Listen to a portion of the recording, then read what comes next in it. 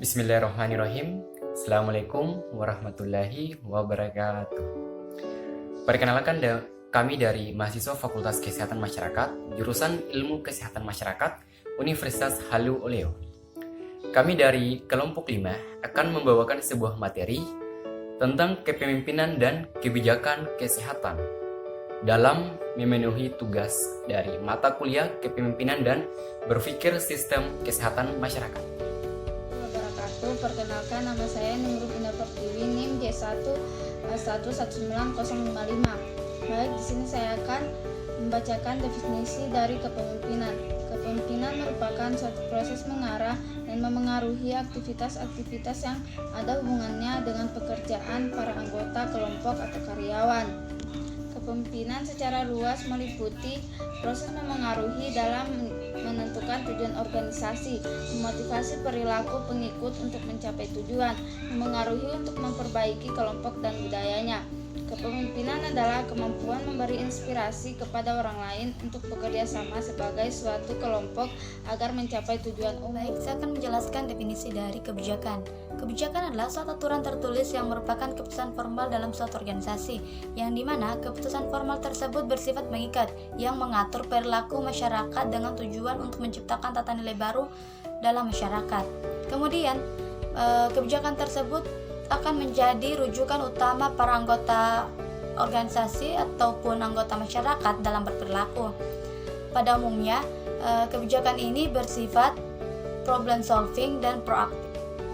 Bismillah, nama saya Nur Indah Srengwadini Arifin, NIM J1119048. Di sini saya akan membahas tentang definisi pemimpin menurut para ahli. Menurut Robert Roy dalam Siagan, pemimpin adalah orang yang mampu menggerakkan orang lain dalam mencapai tujuan.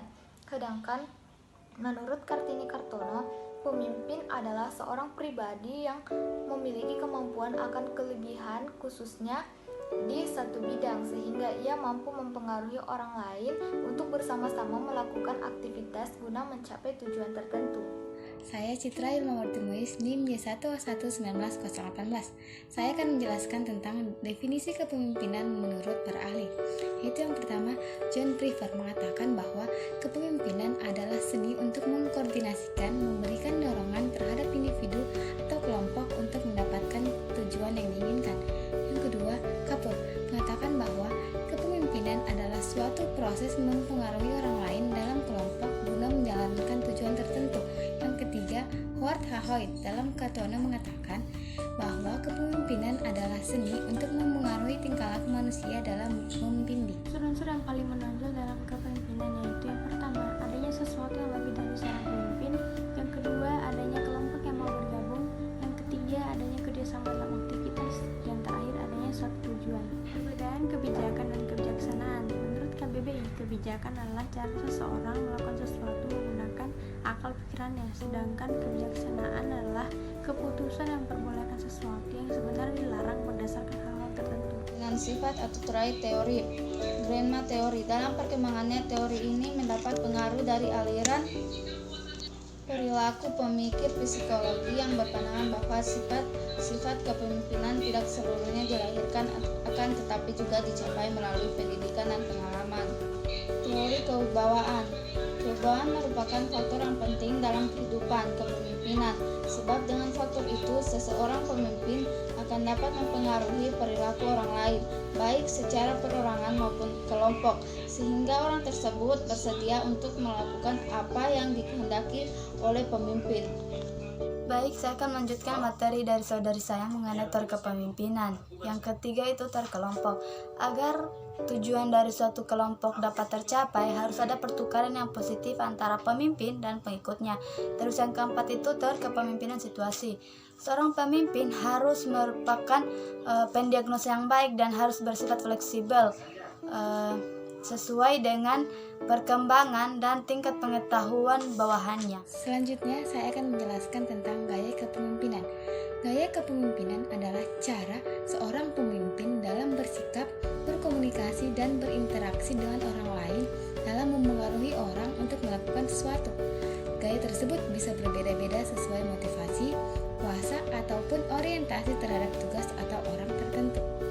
Dalam gaya kepemimpinan terdapat 4 gaya, antara lain yang pertama otokratis, yaitu menggunakan metode pendekatan. Yang kedua partisipasif, yaitu cara pemimpin lebih banyak mendesentralisikan wewenang yang dimiliki. Yang ketiga yaitu demokrasi, yaitu menggunakan metode pendekatan yang kooperatif. Dan yang keempat kendali bebas, yaitu kekuasaan penuh terhadap bawahan. Baik, adapun kesimpulan dari materinya, kepemimpinan adalah suatu proses penentuan penggunaan kemampuan dan wewenang seorang pemimpin dalam usaha untuk mengorganisir, menetapkan kebijakan, serta menggambar keputusan dalam menyelesaikan suatu masalah. Kemudian kebijakan merupakan asas yang menjadi garis besar dan dasar rencana dalam pelaksanaan suatu pekerjaan, kepemimpinan, dan cara bertindak. Baik, adapun itu adalah keseluruhan dari materi yang bisa kami sampaikan. Adapun kurang lebihnya mohon dimaafkan. Akhir kata, wabillahi taufiq wal hidayah. Wassalamualaikum warahmatullahi wabarakatuh.